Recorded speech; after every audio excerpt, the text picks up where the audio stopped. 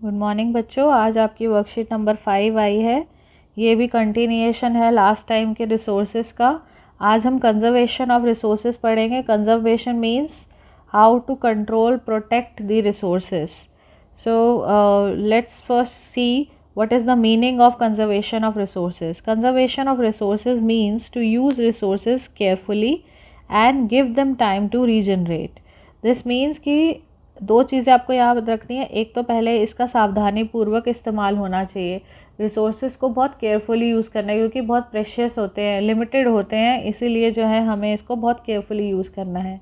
Second क्या है, give them time to regenerate. मतलब कुछ ऐसे रिसोर्सेज हैं जो रिन्यूएबल होते हैं, जो दोबारा बन सकते हैं, ठीक है, जो ख़त्म नहीं होते, तो उनको हमें टाइम देना है बनने का, ठीक है। As resources are limited and conservation of resources is important.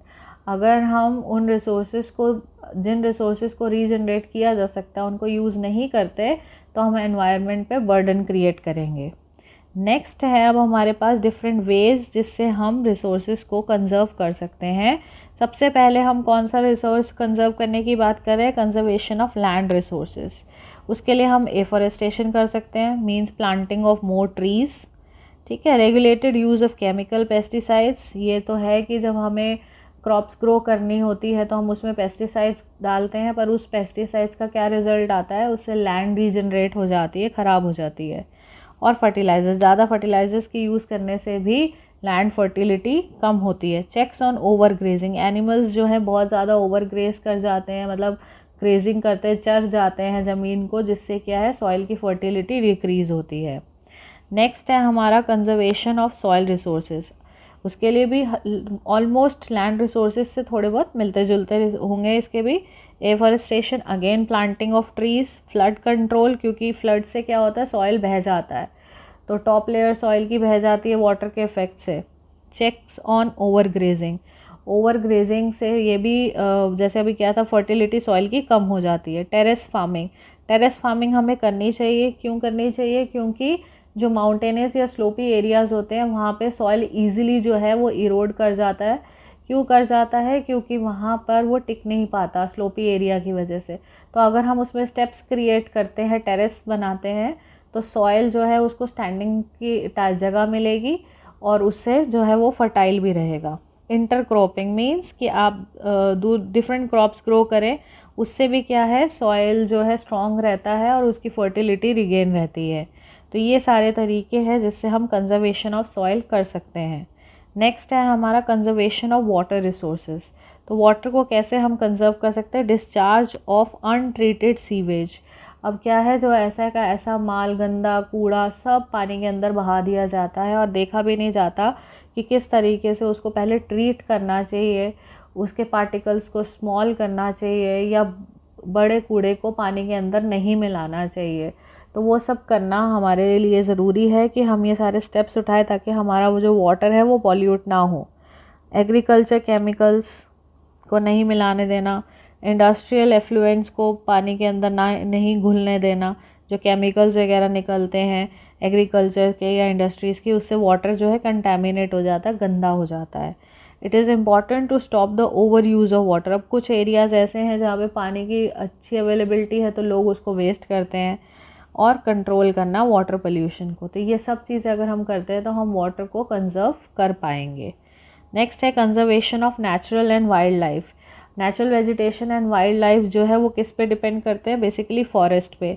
तो जब डिफॉरेस्टेशन होता है, ज़्यादा पेड़ कटते हैं, तो एनिमल्स, बर्ड्स, ये सब डिस्प्लेस हो जाते हैं। इनको पता नहीं चलता कि इनका एक तरीके से होम छिन जाता है इनसे। सॉइल इरोजन भी एक रीज़न है जिससे वाइल्ड लाइफ और नेचुरल वेजिटेशन ख़राब होती है, ज़्यादातर वेजिटेशन पे इफेक्ट पड़ता है। फॉरेस्ट फायर, ज़्यादा गर्मी गर्मी होने की वजह से कई बार फॉरेस्ट में फायर पकड़ जाती है और वो बहुत लंबी चलती है, और जो वन की आग है बुझानी वो बहुत डिफ़िकल्ट प्रोसेस है, बहुत जल्दी से नहीं उसको हम बुझा पाते हैं। लैंडस्लाइड्स, तो जब बारिश आती है आपने देखा होगा चट्टानें खिसकती हैं, तो ये भी, इससे भी क्या है वेजिटेशन हमारी ख़राब होती है, नुकसान पहुंचता है उसको। इन सब फैक्टर्स से जो है क्या हो रहा है, एक्सटिंक्शन हो रहा है नेचुरल वेजिटेशन का, एक्सटिंक्शन का मतलब लुप्त हो रही हैं कुछ कुछ प्रजातियां जो है हमारी, तो उसके कारण जो है हमें बचाना बहुत ज़रूरी है। हमारी जो क्या कहते हैं वेजिटेशन है या फिर हमारी वाइल्ड लाइफ है, ये ख़त्म नहीं होनी चाहिए, ये हमारी कंट्री की धरोहर होती हैं। दे मस्ट बी चेक्ड, ये सब चीज़ें जो है सब इनके ऊपर एक स्टॉपेज लगना चाहिए। और poaching of animals should be stop. Poaching क्या होता है? इलीगल ट्रेडिंग, ठीक है। इलीगल ट्रेडिंग क्या होता है? जैसे कुछ आपको पता है जानवरों को मार के उनकी स्किन बेच दी जाती है, एनिमल के जैसे एलिफेंट का टीथ के भी वो होती है, ट्रेडिंग होती है, ये सब इलीगल है। इसको इस्तेमाल करना जो है अपराध है और इसके अगेंस्ट जो है एक्शन लिया जा सकता है। कंजर्वेशन ऑफ मिनरल रिसोर्सेज, अब हम देखेंगे मिनरल रिसोर्सेज को भी बचा के रखना बहुत ज़रूरी है, क्योंकि मिनरल्स तो एक बार यूज़ कर लिया, आप उसको दोबारा से रिन्यूएबल भी नहीं कर सकते हो, दोबारा रिन्यू नहीं कर सकते हो। कंट्रोल्ड यूज़ ऑफ मिनरल्स होने चाहिए और वेस्टेज जो है उसको हमें रोकना चाहिए, वेस्टेज भी नहीं होनी चाहिए और कंट्रोल यूज़ कम से कम यूज़ करें। उसकी जगह क्या करना चाहिए? हाइड्रो इलेक्ट्रिसिटी यूज़ करो, सोलर एनर्जी यूज़ करो, इनका यूज़ करो ताकि मिनरल रिसोर्सेज जैसे कोल, पेट्रोलियम है, इनका कम से कम यूज़ हो सके। तो जैसे आजकल आप देखते होगे कि पेट्रोल की गाड़ियाँ तो आती है बट इलेक्ट्रिसिटी की भी आती है, ई रिक्शा चलती है, इलेक्ट्रिक व्हीकल शुरू करी है, टाटा ने शुरू करी है गाड़ियाँ, इलेक्ट्रिक से चलने वाली कार्स आ गई हैं। और आपने देखा होगा कि सोलर पैनल्स भी आपके स्कूल वगैरह में लगे होंगे, वो सोलर पैनल से इलेक्ट्रिसिटी भी जनरेट होती है। घर में गर्म पानी देने के लिए भी यूज़ हो सकते हैं, सोलर कुकर से आप घर में खाना भी बना सकते हैं, है ना। ये सब चीज़ें हैं, अगर आप ज़्यादा से ज़्यादा इनको यूज़ करेंगे तो कोल, पेट्रोलियम के ऊपर आपकी डिपेंडेंसी जो है वो कम हो जाएगी। अब नेक्स्ट है suggest some ways for the conservation of water in your house and school.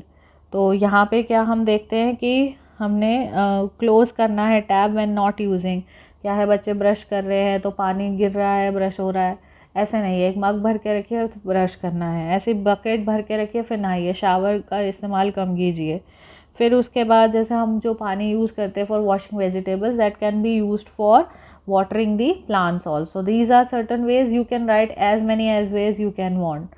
तो आप उतनी चीज़ें और चीज़ें इसमें जोड़ सकते हैं जो आपके ध्यान में आती है, जो आपके आइडियाज़ हैं, आप उनको सब इनकॉर्पोरेट करके इस आंसर को फ्रेम कर सकते हैं। नेक्स्ट है suggest ways for the conservation of any 3 minerals that are use in our daily life.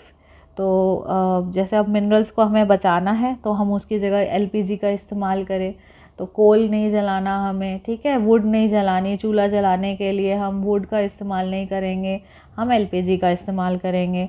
Use of CNG, तो ज़्यादातर पेट्रोलियम की जगह जो है हम पेट्रोलियम की जगह यूज़ करेंगे सीएनजी का।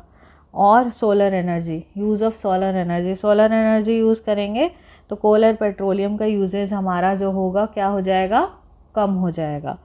तो ये आपकी सिंपल सी इजी सी आज की वर्कशीट थी। आई होप ये आपको समझ आई होगी। कोई डाउट हो तो बेटा पूछिए और साथ ही साथ चैनल को ज़रूर सब्सक्राइब कीजिए और लाइक कीजिए। Thank you.